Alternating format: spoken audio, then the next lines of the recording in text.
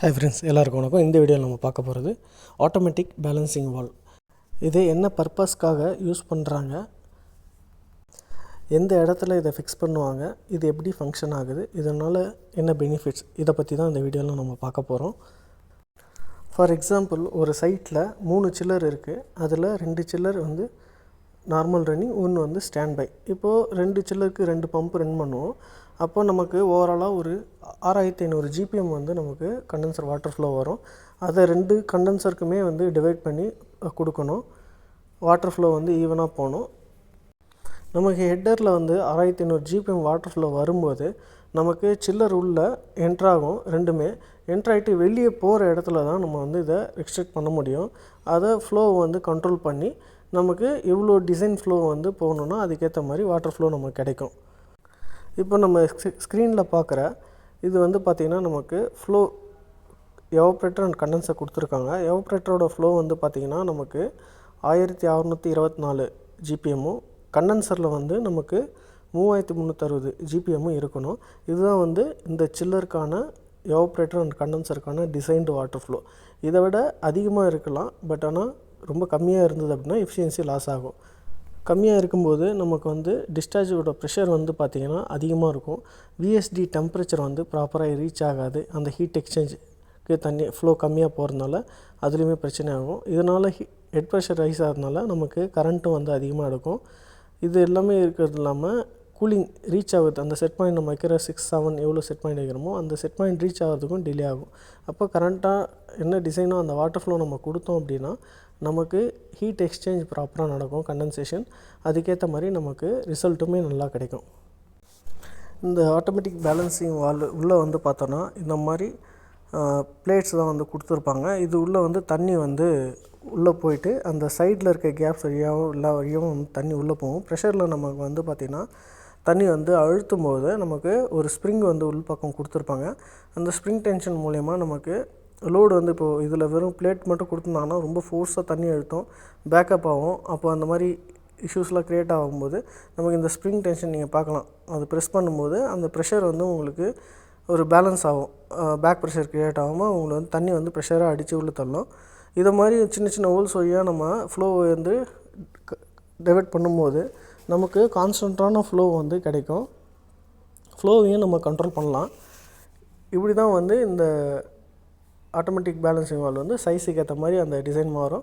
இப்போ இந்த டிசைனுக்கு இந்த மாதிரி இதில் வாட்டர் ஃப்ளோ போகும்போது நமக்கு இது கிடைக்கும். நம்ம ஸ்ப்ரிங் வந்து பார்த்திங்கன்னா இப்போது சர்வீஸ் பண்ணதுக்கப்புறம் ஸ்டக் ஆகிருக்கும் ஸ்கேலில், அது எல்லாமே வந்து நம்ம ஃப்ரீ பண்ணி கொடுக்குறோம்.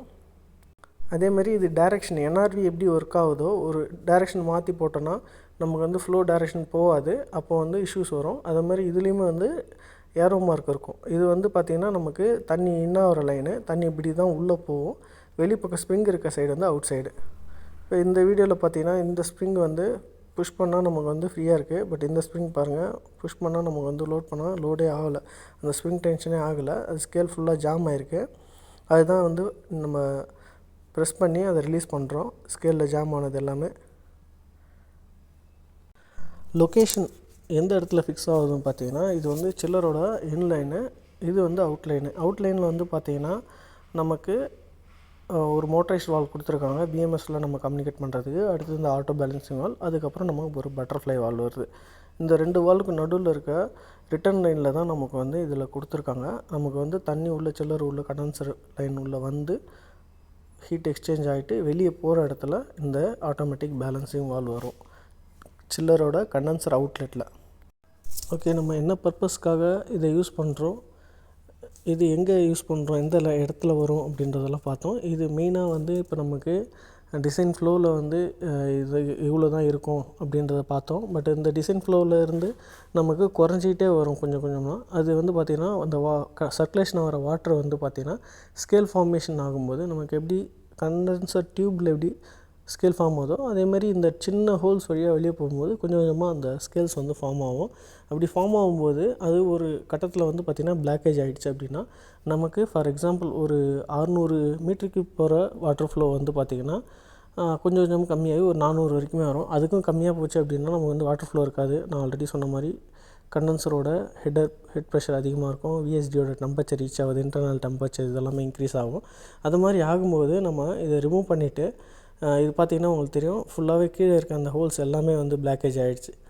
தண்ணி இது வழியாக வெளியே போகாமல் அப்போ வந்து ஃபுல்லாக ஹோல்டப் ஆகிட்டு தண்ணி வந்து இதுலேருந்து உடனே வெளியே போயிடுச்சுன்னா டெல்டா டி மாறும். அப்போ தண்ணி வெளியே போகாமல் அதிலே நிற்கும்போது அப்போது அந்த டெல்டா டி வந்து இன்க்ரீஸ் ஆகும்.